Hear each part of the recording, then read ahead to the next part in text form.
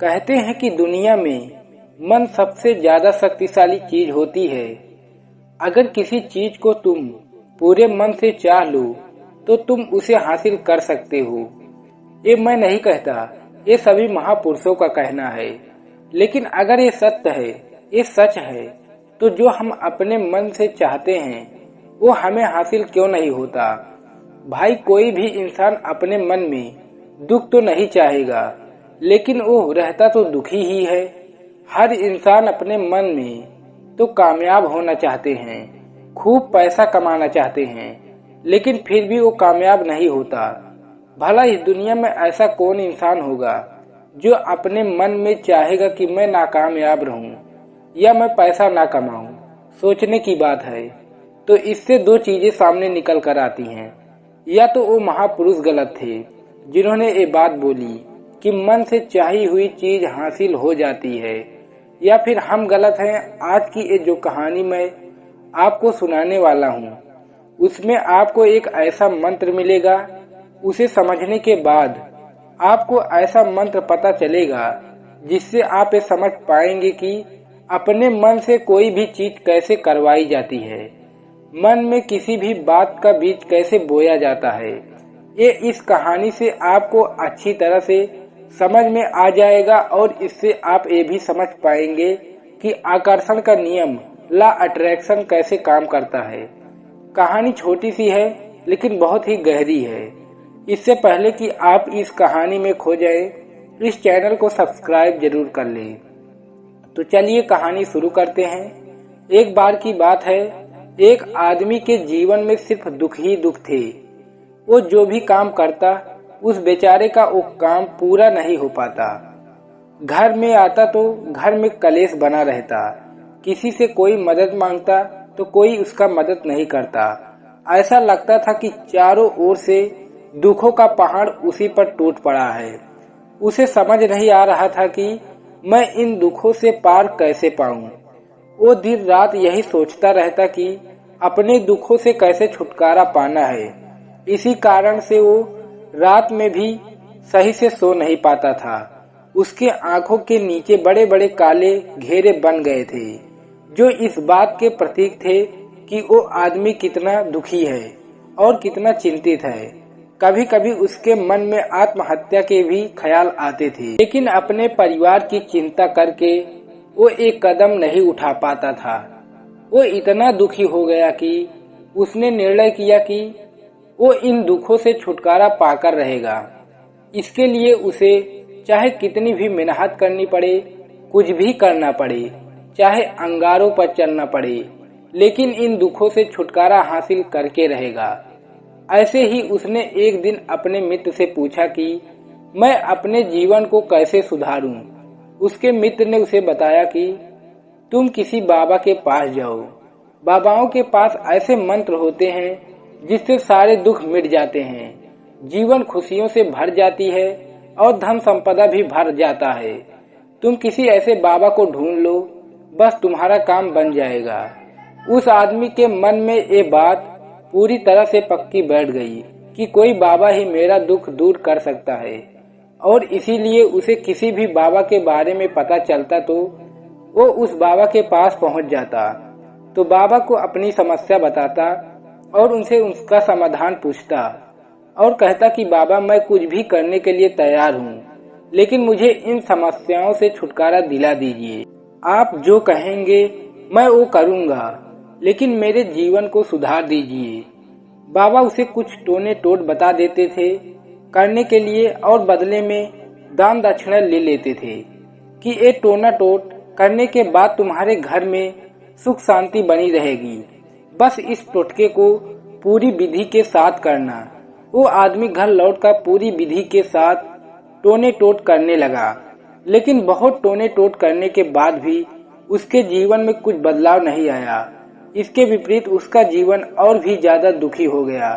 जो भी बाबा उसे टोना टोट का उसे बता देते थे, वो बदले में उससे दान दक्षिणा लेता था, जिससे उसका धन भी धीरे धीरे खत्म होता जा रहा था। इससे उसके जीवन में दुख और भी ज्यादा बढ़ जा रहा था। तब उसे लगा कि बाबा के पास जाने पर मेरे दुख कम होने के बजाय और भी ज्यादा बढ़ते ही जा रहे हैं।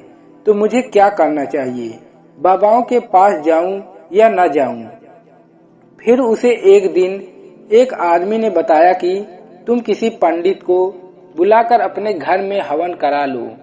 हवन होगा, घर शुद्ध हो जाएगा, कोई भी बुरी ऊर्जा होगी घर में वो घर से बाहर चली जाएगी। किसी पंडित को बुलाकर पूरे विधि विधान से मंत्रों का उच्चारण करवाओ और हवन कराओ, जिससे घर में सुख शांति आए। और उस आदमी के मन में ये बात बैठ गई और उसने एक पंडित को बुलाकर हवन करवाया। हवन अच्छी तरह से संपन्न हुआ। बदले में पंडित ने भी अच्छी दान दक्षिणा ली और उसके बाद वो वहां से विदा हो गया। लेकिन कुछ दिनों के बाद उस आदमी को महसूस हुआ कि उसे उसके जीवन में अब भी कोई बदलाव नहीं आया है। अब वो आदमी पूरी तरह से दुखी हो गया और ज्यादा परेशान हो गया। अब तो उसे लगने लगा था कि मेरे जीवन से दुख कभी खत्म ही नहीं होंगे। और यही सोच सोचकर उस आदमी का बुरा हाल हो गया। फिर उसे अपने मित्र से एक ऐसे बाबा के बारे में पता चला जो समाधान बताने के लिए कोई दान दक्षिणा नहीं लेता था। उस आदमी को लगा ये बाबा दूसरे बाबाओं की तरह नहीं हो सकता, क्योंकि ये दान दक्षिणा तो लेता ही नहीं। और अगर कोई दान दक्षिणा नहीं लेता तो ये सच में कोई सिद्ध बाबा होगा। और वो यही सोचकर उस बाबा के पास पहुंच जाता है।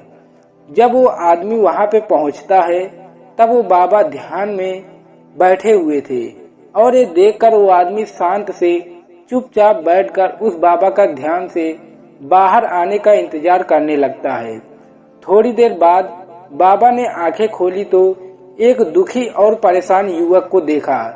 वो उस आदमी के आंखों की काले घेरे को देखते ही समझ गया कि ये आदमी कितना दुखी और परेशान है। उसे संबोधित करते हुए बाबा ने पूछा, बच्चा क्या चाहते हो? बाबा के पास क्या लेने आए हो?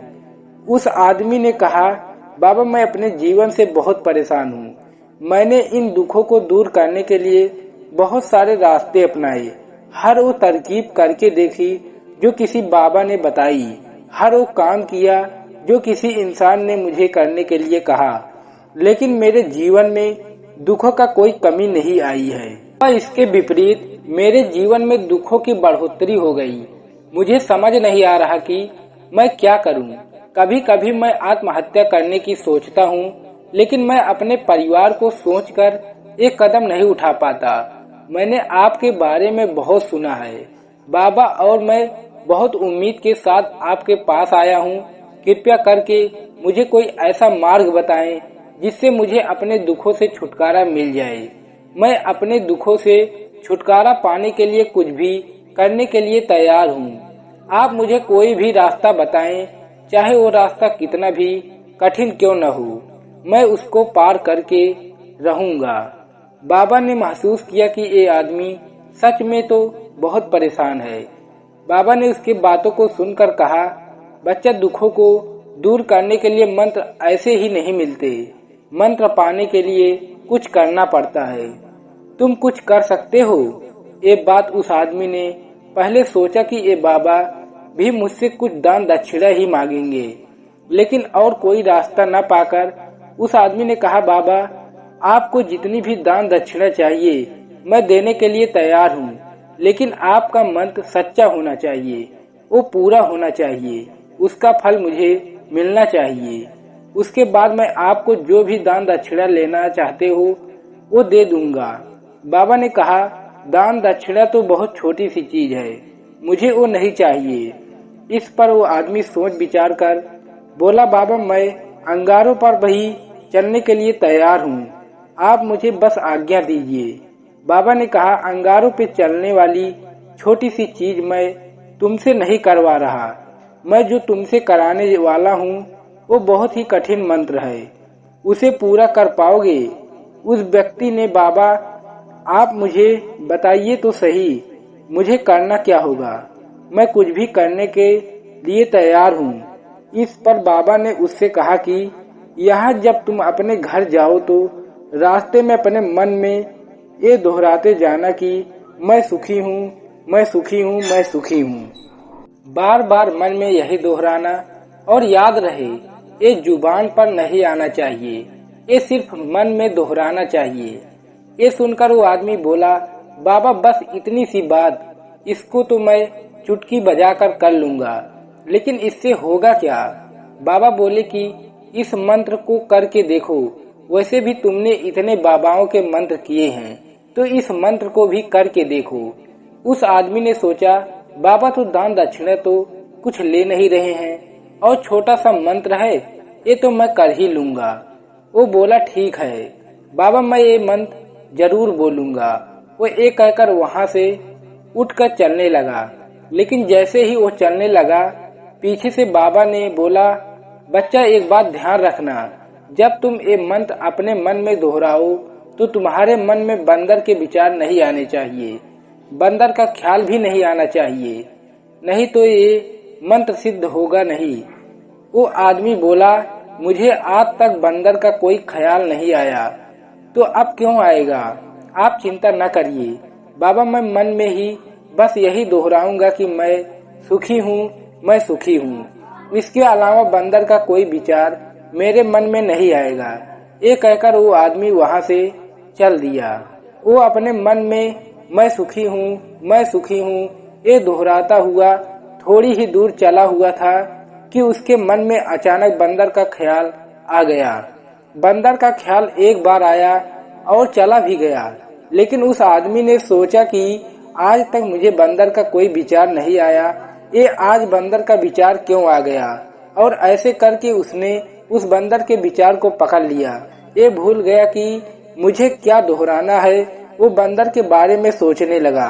जब थोड़ी देर बाद उसे फिर से होश आया तो फिर से वही मंत्र दोहराने लगा जो बाबा ने उसे बताया था, मैं सुखी हूँ, मैं सुखी हूँ। लेकिन अचानक से उसे सामने एक बंदर दिखाई दिया। ये देखकर उसके मन में बंदर का विचार फिर से उठ गया और वो अंदर से इस विचार को बाहर फेंकना चाहता था। वो चाहता था कि किसी भी तरह से मेरे अंदर बंदर का विचार न आए, लेकिन उसे तो सामने बंदर ही दिखाई दे गया। ऐसे ही जद्दोजहद करते करते वो घर पर पहुंचा और घर पर पहुंचने के बाद अपनी पत्नी को कहा, हे बंदरिया, मुझे खाने में बंदर परोस दो।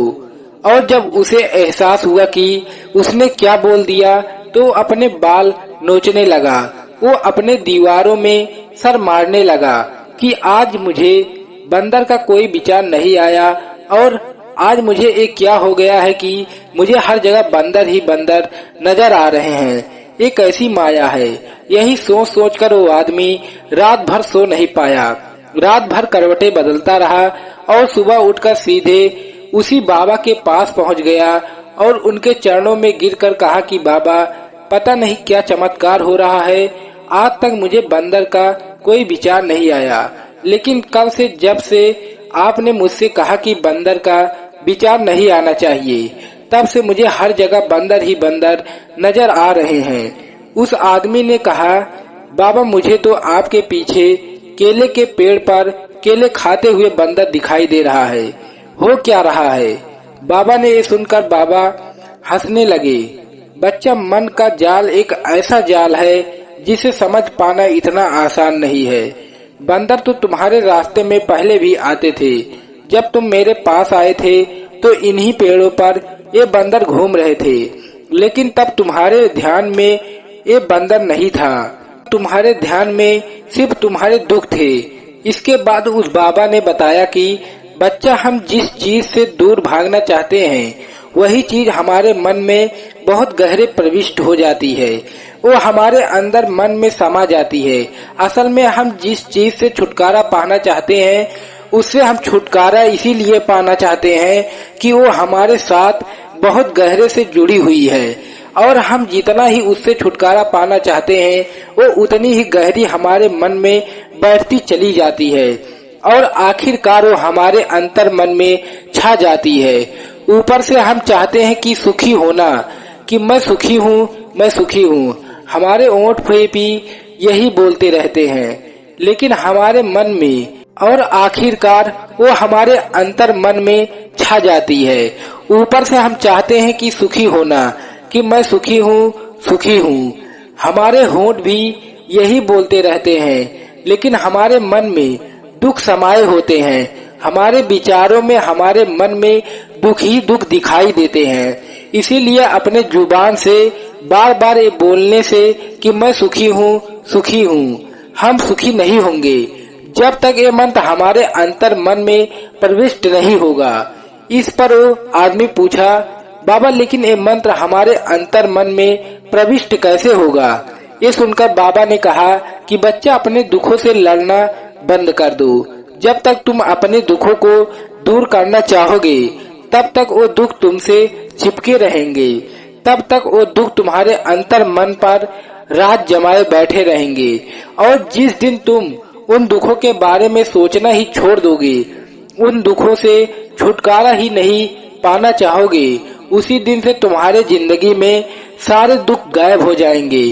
क्योंकि किसी भी चीज से छुटकारा पाने के लिए हमें उस चीज के बारे में सोचना पड़ता है, और हम जितना ही उस चीज के बारे में सोचते हैं, वो उतनी ही गहरी हमारे मन में प्रविष्ट हो जाती है। हम अधिकतर समय दुखों के बारे में ही सोचते हैं। हम यही सोचते हैं कि हमारे जीवन में दुख है और इससे छुटकारा पाना कैसे है। इसी वजह से बार बार सोचने से वो दुख हमारे अंतर मन में प्रविष्ट हो जाते हैं और हमें एहसास भी नहीं होता। इसीलिए अगर तुम दुखों से छुटकारा पाना चाहते हो तो दुखों से छुटकारा पाने के बारे में सोचना छोड़ दो, तुम्हें दुखों से छुटकारा मिल जाएगा। अक्सर आदमी धूम्रपान छोड़ना चाहता है, शराब छोड़ना चाहता है, सुबह अपने आप से ये वादा करता है कि मैं कोई भी गलत काम नहीं करूंगा, लेकिन शाम को जब लौटता है तो नशे में चूर होकर लौटता है। ऐसा क्यों होता है कि हम जो सोच रहे हैं पूरा कर ही नहीं पा रहे हैं। असल में हम उस चीज को बहुत ज्यादा तवज्जो दे रहे हैं, उस चीज को बहुत ज्यादा अहमियत दे रहे हैं। जब भी हम उस चीज को छोड़ने के बारे में सोचते हैं तो हम उसकी इम्पोर्टेंस यानी कि विशेषता और ज्यादा बढ़ा देते हैं। हमारा मन उस चीज के बारे में जितना ज्यादा सोचेगा, शराब या धूम्रपान छोड़ने के बारे में जितना ज्यादा सोचेगा, हमारा मन उतना ही उस चीज के पीछे ज्यादा भागेगा। हमें उस चीज से लड़ना नहीं है, बल्कि बिना सोचे गुजार देना है। और अगर इस मंत्र को हम समझ लेते हैं तो हम अपने जीवन में जो भी पाना चाहते हैं उसे अपने अंतर मन में डाल सकते हैं।